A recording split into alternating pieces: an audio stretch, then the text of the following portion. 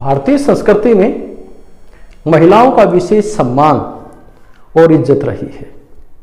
इसलिए शास्त्रों में कहा भी गया है, यत्र नार्यस्तु पूजन्ते रमन्ते तत्र देवता, यानी जहां महिलाओं का सम्मान होता है वहां पर देवता निवास करते हैं।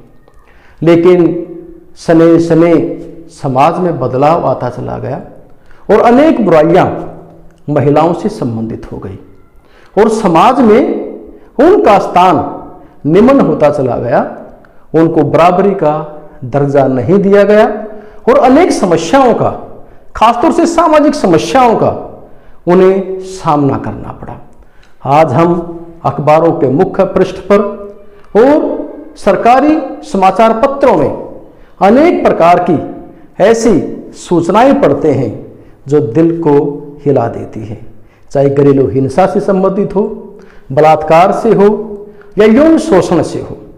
इसलिए महिलाओं को सम्मान देने के लिए भारत के माननीय प्रधानमंत्री श्री नरेंद्र मोदी जी के द्वारा भी 22 जनवरी 2015 को बेटी बचाओ बेटी पढ़ाओ अभियान की शुरुआत हुई।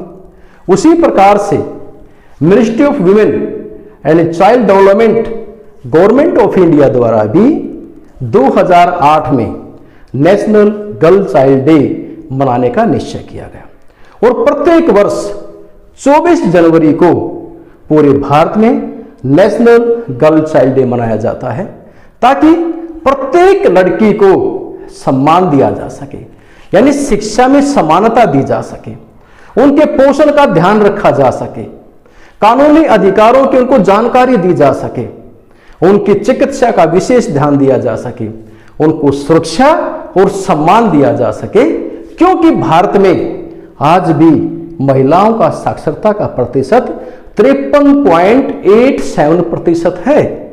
इसके साथ साथ महिलाएं अनेक प्रकार से कुपोषण का शिकार हैं और प्रसव के दौरान भी अनेक महिलाओं की मृत्यु हो जाती है। जब 21वीं सदी में महिलाओं को सबरीमाला मंदिर में प्रवेश करने के लिए सुप्रीम कोर्ट का सहारा लेना पड़ता है, तो इस घटना से आप अच्छी तरीके से जान चुके होंगे कि महिलाओं के साथ कितना भेदभाव किया जाता रहा है।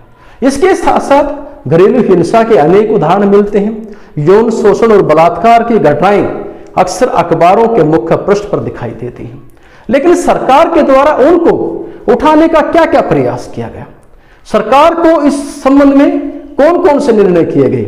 सरकार ने लड़कियों को सम्मान देने के लिए, उनकी शिक्षा को बढ़ाने के लिए अनेक प्रकार के शिक्षण संस्थाएं खोली, जहां पर लड़कियों के लिए स्कूल और कॉलेजेज सेपरेट बनाए गए।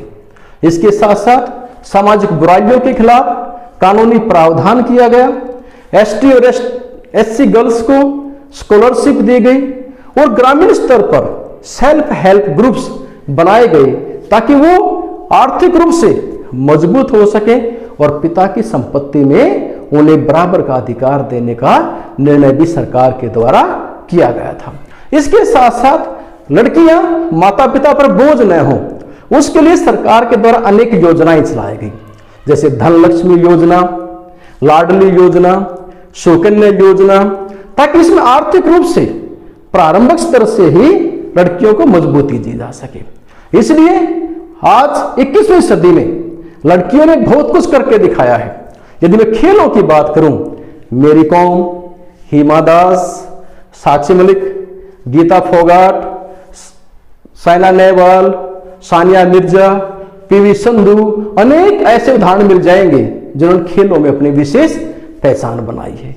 इसके साथ साथ भारत की कुछ महिलाएं वो भी हैं जिन्होंने विश्व स्तर पर अपनी विशेष पहचान बनाई है। Geeta Gopinath, the first Indian women to assume the position of chief economist at IMF in international monetary fund. Avani Chaturvedi, the first Indian women fighter pilot to fly the MiG-21। Kiran Majumdar, the richest self made women. Indira Nooyi, the Pepsi queen जिनको जाना जाता है। Vandana Luthra, she is the founder of VLCC, a well known health and wellness industry.